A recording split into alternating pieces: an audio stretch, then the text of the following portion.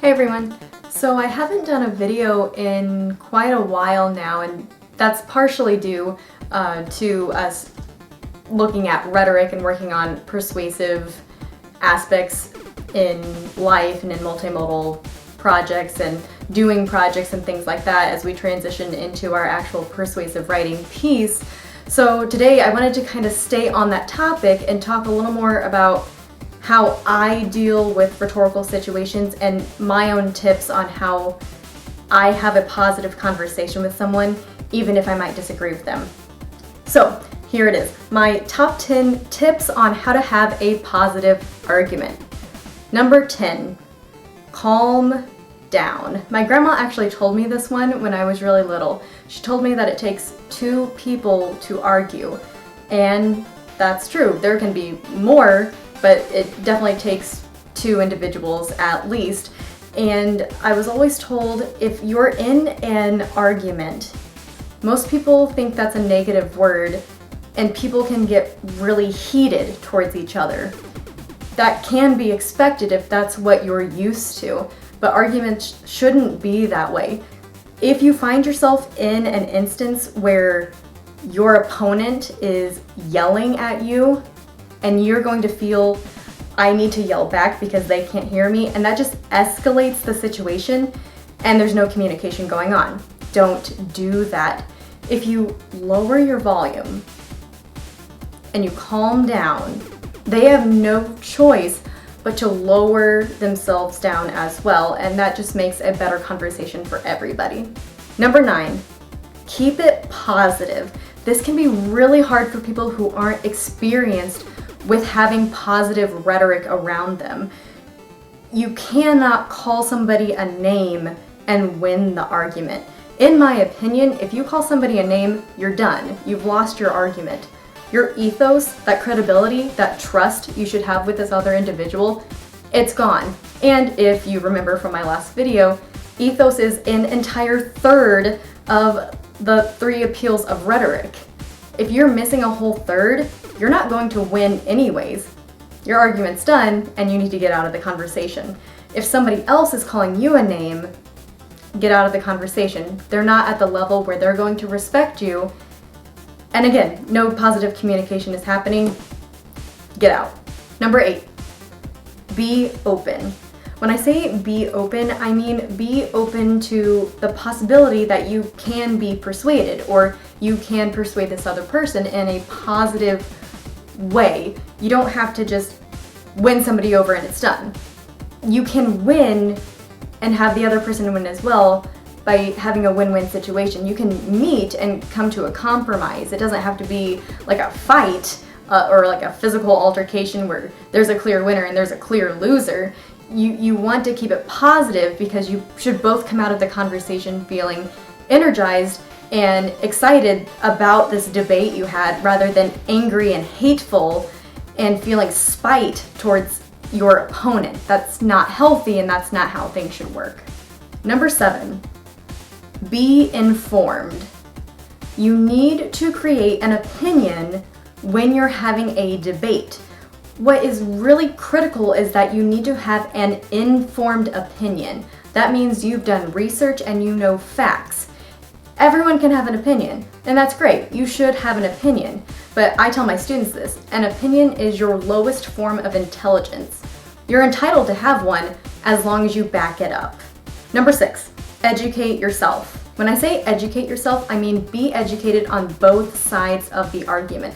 You should definitely have a solid understanding of what you're trying to argue for, but it's important that you're educated on your opposer's point of view and maybe what they would say or what their defense is going to be, so you can talk about it. You can have that discussion.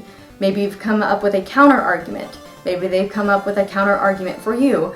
What I'm trying to say is that your conversation should evolve, not just fall apart because you simply disagree. Again, having that informed opinion helps a lot. Number 5, ask questions, and not sarcastic ones. People tend to do that, and that's not the right way. If you ask a sarcastic question, you're being kind of a jerk, and that goes with the whole being positive thing.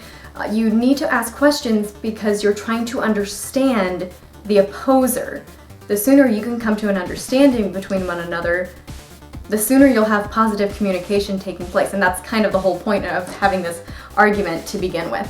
Number 4, listen. When I say listen, I mean, people think of the word hear. Oh, I heard them, and that's great. But hearing and listening are two totally different things. The problem is that people have a habit of thinking of something really cool to say in response and then waiting for the opportune moment to say that. You should take in what your opposer is saying, think about it, and then deliver an educated response to that.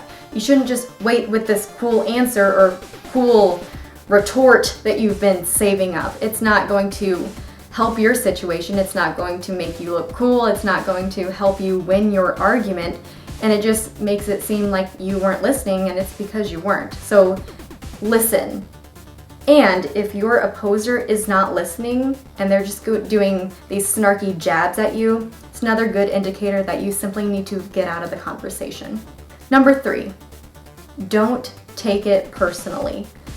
This has been hard for me because some things that I believe in, I identify with. I put it with my identity, and I need to try to separate that. That's one of my tips that I struggle with the most. We take things personally when somebody targets something that we believe in or something that we hold to be important to us. We get defensive because it feels like they're attacking us and who we are, our being, when they're not.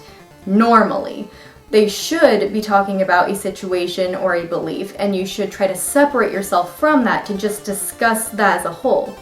The sooner we learn how to not take things so personally, the easier a conversation is going to be. Number 2, when you win, be humble. Nobody likes it when you win an argument and the winner gloats about it. It's just going to lose the credibility of that speaker. You're not going to want to talk to them again. You're not going to want to have an argument with them again. It makes the loser feel bad and resent the person who won. If you win, you need to act in a certain way, which leads me to our number 1. Number 1, when you lose, accept that you lost. It's okay to lose an argument. Nobody can win an argument 100% of the time. And you really shouldn't strive to always win. It's okay to lose. You learn from that, and it's okay to be educated by somebody else. It's okay to say, oh, I see your point. I didn't know that, and I agree with what you said. Both people will come out on top because there's been communication, a solid point of understanding, and that positivity.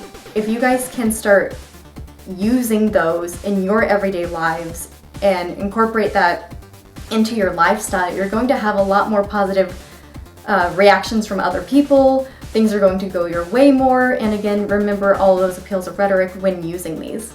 So that's it. Those are my top 10 tips on how to have a successful argument.